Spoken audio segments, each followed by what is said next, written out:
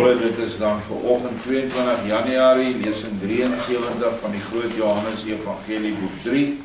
Ons is nou by hoofstuk 41, Hermie die boodskapper. Die wat nog kan onthou, gister het ons gelees van hierdie ou wat uit die stad aangejaag gekom het en getuienis gegee het, dat dit alles waar was, dat hierdie priesters, nie net die Joodse priesters nie, maar ook die heidense priesters, die volk met leuns gedwing het en afgepers het van al hulle goud, al hulle silwer, alle edelgesteentes en dan alle beeste en skape wat hulle gehad het en bokke. So hierdie mense het basies nou naak daar gestaan, omdat hulle bang was vir die oordeelsdag. Ons het 'n bietjie gelees wat die Joodse priesters gesê het en ook wat die heidense priesters uit hulle duim uit gesuig het. Nou is ons by die hoofstuk waar Cyrenius stuur nou 'n klomp troepe van hom na die stad toe en nou lees ons verder. Toe Julius die opdrag van Cyrenius uitgevoer het en beide die soldate vertrek het, kom die twee vroeër uitgestuurde ruiters ook terug en vertel dieselfde wat die boodskapper nou net meegedeel het. Tevens bring hulle 'n berig van die stadbestuurder met die baie eerbiedige versekering dat hy, sodra die storm ietwat bedaar het, hierheen sal kom en die hooggeëerde gebieder oor alles so noukeurig en gewetensvol moontlik sal inlig. En daai stadsbestuurder is seker wat ons nou ken as 'n burgemeester. Cyrenius beloon beide ruiters en gee hulle opdrag om uit te rus. En hulle salieer vir Cyrenius en gaan na hulle kamerade. Cyrenius rig hom toe weer na die boodskapper en vra hom wie hom nou eintlik as boodskapper gestuur het. Die boodskapper sê, dis nou hierdie Hermie, nou ietwat moediger as voorheen. Vors van die vorste, die nood het my hiernatoe gebring. Ek self, 'n burger van die stad, het tydens hierdie geleentheid, omdat die vuur uiteindelik geen verskil meer gemaak het tussen ons huise en die Judeese huise nie. Alles wat ek gehad het, kwyt geraak. En nou, ek is nou 'n bedelaar. Hierdie mantel wat my liggaam nou uit nood bedek, het ek van die lyf van 'n dooie Judeer afgetrek en het hom oor my skouers gegooi. Anders sou ek naak gewees het. Net soos my vrou en my 3 al taamlik volwasse dogters, wat hulle nou al 4 onder 'n groot linnedoek agter die huis van hierdie ou Markus bevind. Ek het egter uiteindelik hier aanwesige Judeërs uit die stad opgeroep om te vlug, sodat hulle op loop kon sit en ek hulle daardeur makliker sou kan herken. Dan kon ek my na hartelis met hierdie skerpspies op hierdie eerste klas spitsboewe gewreek het. As hulle sou vlug, kon hulle slegs oor see verder kom. Want vir die oorblywendes is daar al oral wagte uitgesit deur die bestuurder van die stad, wat die spitsboewe wou vang, of sou vang, en dan sou dit glad nie so goed met hulle gegaan het nie.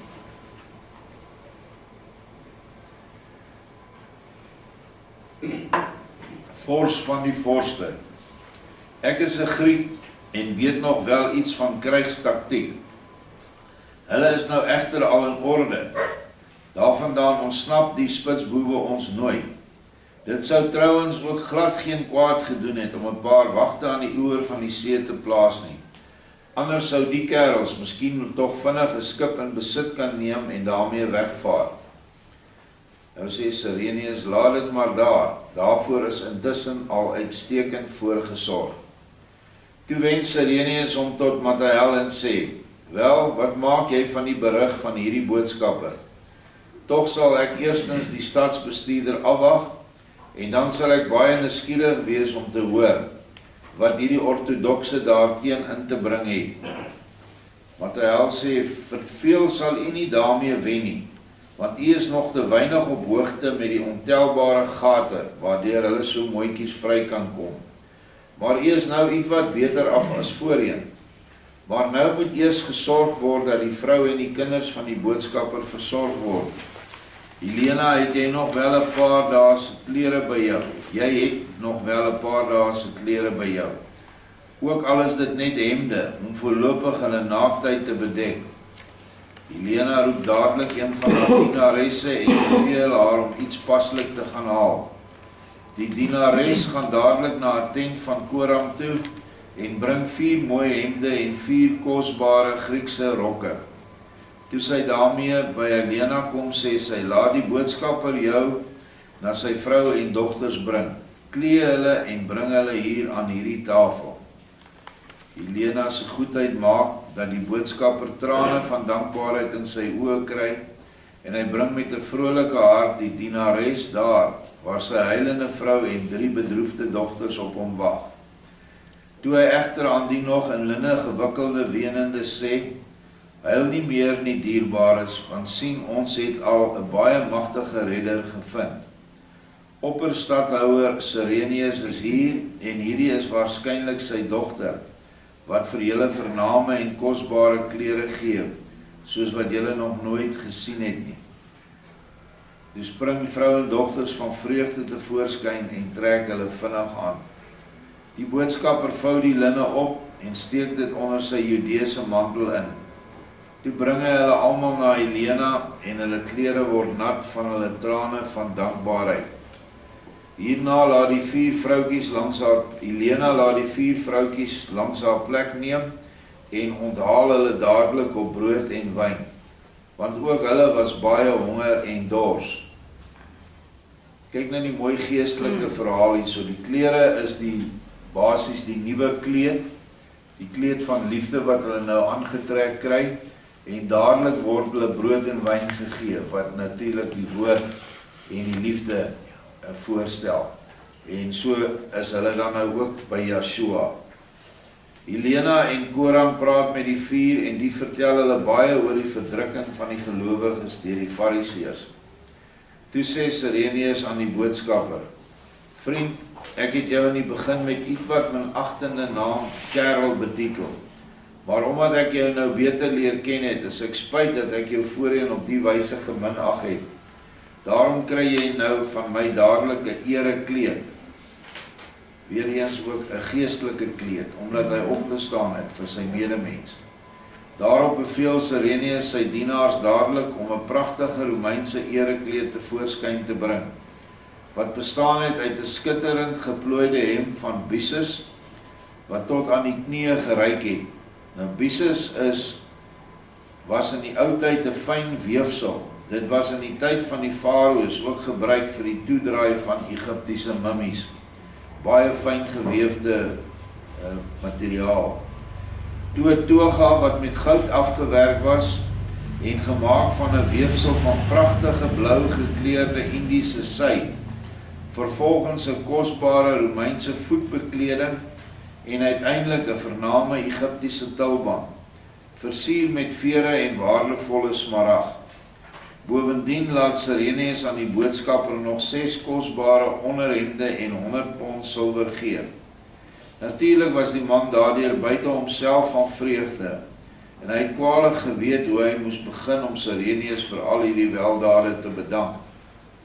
Maar Sirenius glimlag self van plesier, en sê aan die boodskapper wat Hermie heet, gaan na die huis van my Markus, was jou, klee jou en kom as 'n edel Romein terug.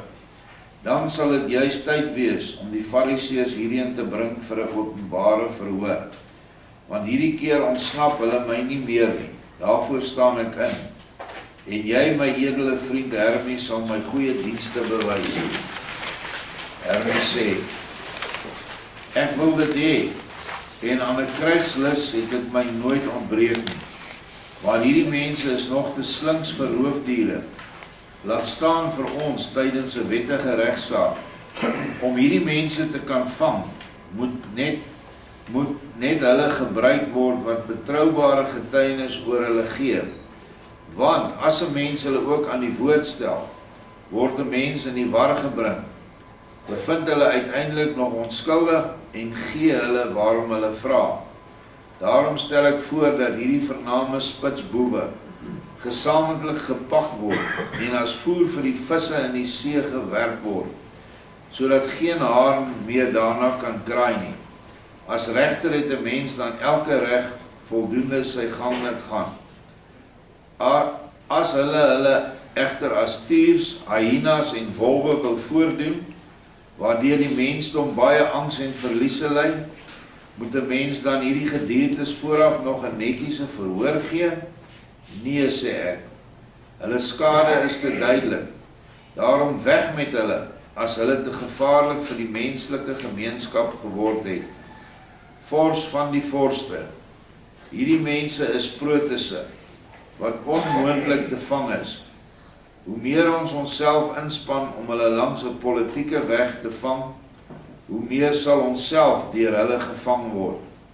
Ek ken hulle, al is ek ook 'n Griek. Maar, barmhartige vors van die vorste, staan my nou nog een vraag toe. Sirenius sê vir hom, wat is dit dan? Praat.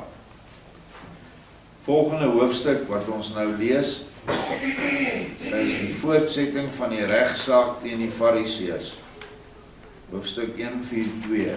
Hermes sê, vors van die vorste, daar so ongeveer 10 tree van hierdie tafel, staan 'n man met 'n wonderlike, vriendelike en tevens baie wyse gelaat, wat 'n meisie by hom het. Die meisie wat baie lief en hartlik daar uitsien, is met hom in gesprek, en as hy iets sê, gee sy blyke van 'n onbeskryflike salige vreugde daaroor. Wie is die wonderlike man? Ag, wat 'n waarlikheid straal daar gewoonweg uit sy hele wese. Hoe edel sien die menslike vorm tog daar uit, by so 'n wonderheerlike gestalte, en bykans almal kyk na hom. Te oordeel aan sy kleding, moet hy 'n Galileër wees. Kan u my iets oor hierdie man vertel? O Gode, hoe meer ek die man sien, hoe meer word ek letterlik verlief op hom. Ek neem my vrou en my 3 dogters nie kwaalik, as hulle nouliks hulle oë van hom kan afwend nie. Ek sal my lewe daarop verwed, dat hierdie man 'n goeie, edel en wyse mens is. Maar wie en wat is hy? Vors van die vorste, vertel my dit, en daarna kan ons dadelik die spitsboewe onder hande neem. O vryspring sal hulle in geen geval meer nie. Ons moet egter net nie ernstig op hulle getuienisse ingaan nie.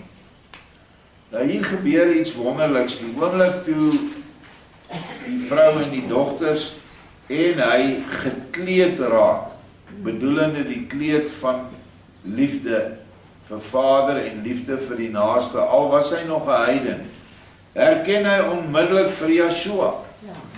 Nog nie 'n woord met hom praat nie, maar Yeshua se hele voorkoms trek hom aan.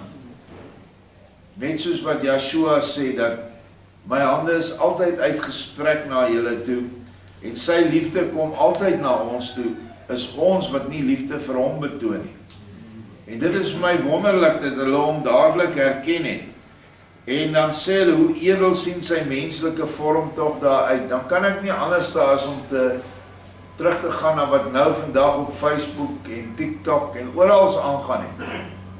Dat Yeshua nou as 'n barbaar uit Ethiopië voorgestel word. 'n Swart barbaar wat nou die Messias is. En die wêreldse vernames glo dit. Ek sien hierdie ding loop soos 'n veldbrand in Amerika. En dit kan nie waar wees nie. Want al hierdie mense wat hier praat en waarmee ons te doen het, is blankes. Die Romeine is blankes, die Grieke is blankes. Die Judeërs is blankes, behalwe die klomp gespuis wat van Babylon af teruggekom het en in die tempel was, waarvan Caiaphas en Annas deel was van hulle was basters. So, moenie laat die mense jou mislei nie. Yeshua se voorkoms word nog baie duidelik en deeglik beskryf deur Pontius Pilatus in 'n brief aan die keiser Tiberius van daai tyd. Dit word beskryf deur 'n skrywer Josephus, 'n baie groot geskiedkundige skrywer en nog vele ander dade. Hy is tog 'n seun van Dawid. En Dawid was blank, want daar staan in die boek van Herinnering dat Goliat hom gehaat het omdat hy blank, omdat hy rooierig was. Dit was hoekom Goliat hom so gehaat het. Goliat was volgens alle getuienisse nie net 'n reus nie, maar hy was ook swart. Hy was deel van die Nephilim, die gevalle engele.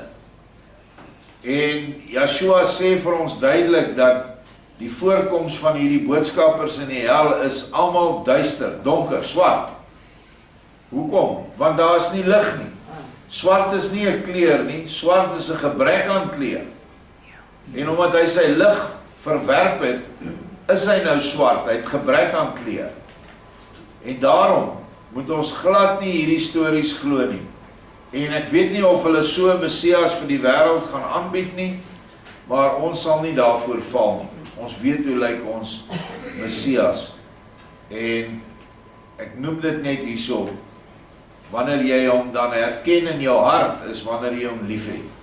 Wanneer jy die liefde wat hy vir jou uitgestuur het, altyd aangryp. Sirenius sê nou vir hom, vriend Hermie, wat die man betref, sal ek jou eerste rangs, maar net sê dat hy onder ons mense, sê maar 'n God is. Voorlopig is hy slegs 'n geneesheer uit Nasaret. Maar wat 'n geneesheer. So een het die aarde nog nooit gedra nie. Alles anders sal jy wel later uitvind. Maar nou gaan ons begin. En sê jy in die vervolg nie meer vors van die vorste nie, maar vriend en broer aan my. Hermie sê uitstekend, ek hou my by elke opdrag en vir hierdie sou ek wel van dank u wou uitsterwe uit hoogste agting en liefde vir u. Maar geëerde vriend, sê my vooraf nog wie tog die besondere mooi jongman by die geneesheer is. Is dit dalk sy seun en die meisie sy dogter?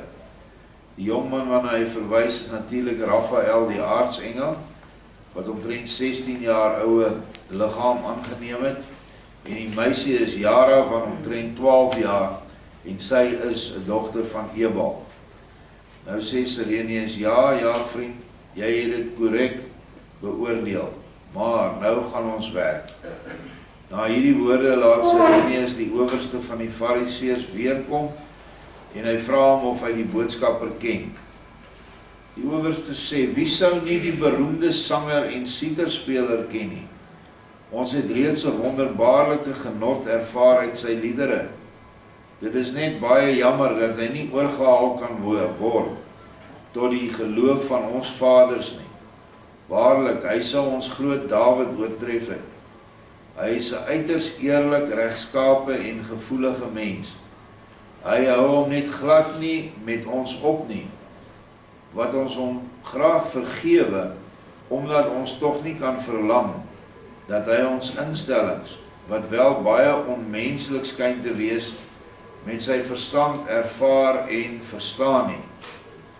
Nou sê Sirenius, hierdie Hermie is egter julle belangrikste aanklaer, en hy het my nou vir die tweede keer, maar altyd duidelik dit bevestig, wat 'n geloofwaardige getuie vroeër oor julle verklaar het. Dit is vir my rede om u te beskou as erge en gemeene misdadigers, terwyl u daarby nog die skandalige brutaliteit besit het, om skadevergoeding van my te vra, omdat hulle deur u eie bose hebsug, veragtelike en verfynde moordenaars en brandstigters geword het. Wat het u daarop te sê? Die owerste sê baie bedaard, nee, ons koester heeltemal geen wrok ten opsigte van Hermie nie. Ons weet reeds lank dat 'n mens wat nie die minste begrip van 'n saak het of enige ander kennis besit nie anders kan oordeel as wat sy beperkte beoordelingsvermoë hom toelaat nie. Wie kan ooit 'n wrok koester teen 'n mens wat van die dak val en deur sy val 'n mens wat onder die dak sit doodmaak? As die